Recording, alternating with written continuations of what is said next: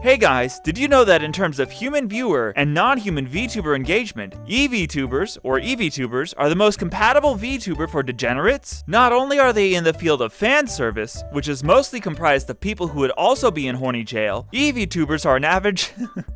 Okay, we're done with that. EVTubers are an important part of the VTuber community. Their appeal comes from fan service and topics deemed forbidden before 2013, when not a single person would dare say stuff like this in public. Is vegan? Giri, you know perfectly well that is only stolen. Plop, plop, plop, plop, plop, plop, plop. Get pregnant, get pregnant, get pregnant, get pregnant, get pregnant. Happy birthday, beats you off.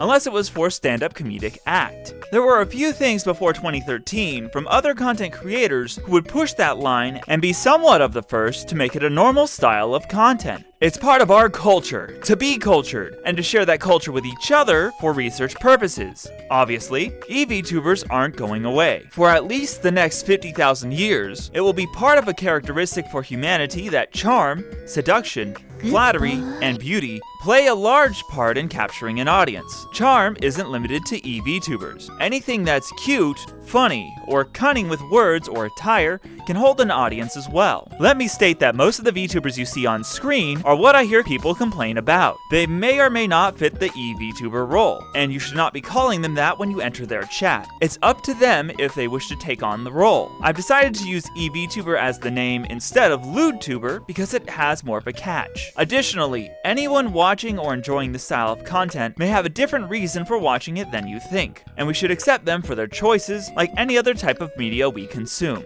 I've seen a decent amount of hate or distaste of VTubers who offer a bit more degeneracy and fan service for the viewers. We're only talking EVTubers, not AVTubers who exist as well. That's an entirely different video for a different time. While you may not understand it, or it may not be to your taste, they offer a different style of content for a different audience. Like an ecchi anime, it's something that's avoidable. The YouTube thumbnails can get a bit suggestive, and if you're finding that this is the case, there's 3 little dots and a do not recommend button to hide them if it bothers you that much. I only have a problem if it's crop, stolen, suggestive art, and that's the entirety of the channel because like I said before, nobody wins when the front page of YouTube looks like another site. If you shame or hate someone for doing such content, then I suggest you get angry at any of the other stuff you watch in private, away from those you work or converse with. We've reached the time in human history where we have an understanding that this type of stuff is normal, and we don't hate on each other for it. EVTubers have their own set of content similar to many, and one somewhat exclusive. Their content can range from normal to decently suggestive, and then finally wish-fulfilling. It does somewhat lock them out of family-friendly collaborations made specifically for kids, when the streamer who will regularly say the occasional offhanded comment about a late-night wellness session in their room comes out the day after the collab on their regular stream. I have seen almost all of them more than express that they hope nobody underage visits their streams, since it's not a safe place for them and not things they should be hearing or witnessing. Some of them specialize in catering to a fetish, something much more specific and used to further the experience of what they offer compared to the ones who offer a different version of it. This type of content can be beneficial to many who are learning or discovering things about intimacy. People without experience, or don't know their preference for performance, can learn from talking to a streamer or observing in chat as they discuss their personal experiences. Some of them have more experience than others. Some of them have a different way of doing things. There may be a different way for one to get in the mood that they've never considered before because it's never been a thought that would have ever crossed their mind. Do you need to play music? Are you okay with almost anyone you've just met? Or do you have to know them more? Are you nervous about the length, only for them to confirm you're average and that's okay for many? These shared experiences can inform a viewer and change their perception, so they're prepared for the moment when the time comes. It won't prepare them enough for the effort that comes out of it. At the least, they'll know where to look and how to get started. It may also teach them simple things like how to talk to someone they're interested, how to stop objectifying someone, and how to behave in public at a convention, since some people can't keep their hands to themselves or their eyes off someone's sensitive parts. People will sometimes watch to simply indulge in the content being openly discussed. There isn't an ulterior motive, no degeneracy involved, they're simply there to enjoy the discussion like a group of friends. Sometimes it's as simple as hearing someone they like discussing the things they're interested in. They love them for whatever they do. They're happy with any kind of content they make. What more would there need to be? If you're one of the people who wants to get into this field of content creation, know that it can limit some of your chances at brand deals unless it's an energy drink company with an orca winning by a landslide, or a wellness company that will make a toy out of you. Print companies will always reach out and make your merch. There's almost a type of VTuber content out there for everyone. ASM artists aren't new. VTubers will have the occasional stream or fully specialize in it for the people watching. There's lots of types available out there, and it can be enhanced for the viewer when they find someone of a specific trope that they find endearing catering this way.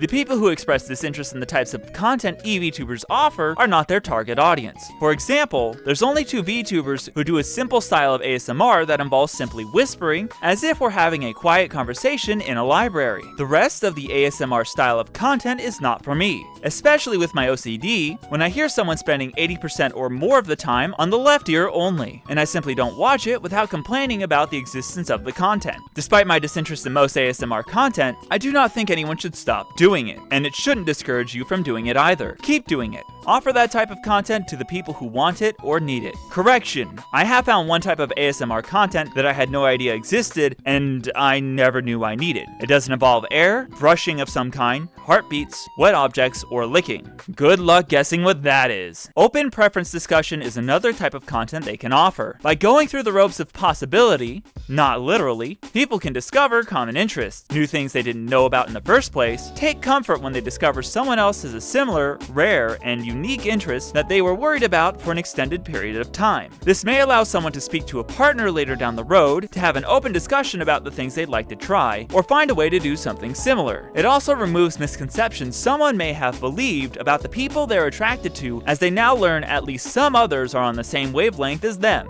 Patreon exclusive content is also available from these VTubers. They'll have things like fan art, secret dances, or even more suggestive ASMR content that can't be broadcast live on stream. I would like to address a few of the misconceptions about VTubers. Some assume many of these people shout horny references whenever they get the chance simply to gain support, viewers, and money. In some cases, that's absolutely true. In most, though, they actively enjoy these topics. These VTubers are playing to their strength, as it comes naturally to them and they enjoy it. If you don't have knowledge in something at all, unless it's only for jokes, discussing these topics will be difficult, and you will struggle. If you try to fake this, it will be apparent in no time to the people who are watching you that you have zero clue what you are talking about. If you fear someone is doing it only for money, the simplest thing you can do is not watch them. Keep an open mind and remember that they may genuinely love making this style of content. Telling someone to stop or harassing them to scare them off means you're potentially ruining the creator's drive to make content, and I'm sure we've all been there at least once whenever we tried to create art. Another misconception is that they're EV-tubing for an entire stream. After watching what most people consider a lewd tuber, I can confirm that they are not doing it for an entire stream, but they definitely can be lewd right out the gate. Most of the time, these streams are normal, often starting out with a just chatting stream, then leads into reaction content or games, or sticks to the just chatting category and have a normal, casual conversation. The occasional reference may fly in, but it's not the core of the stream. As mentioned, there are some who specialize in strictly lewd content, and those streams will usually be titled as such, so you know what you're getting into. You can still enjoy the creator's content during the off-lewd streams without the extra bit of fan service. Remember, these are people too, just like you and me. You can't be active 24/7 without dying after a month. Neither can they. Treat them like a regular person. Go with the flow of the stream and don't be creepy. They have boundaries too. Whatever your reason may be for watching or not watching one of these VTubers, maybe it's changed your perspective on the reasons for creating the content, and maybe their content isn't as bad as you expect. If you happen to be one of those people who enjoys their company, I'll probably be visiting sometime soon. Thank you all for joining me on this side of the universe,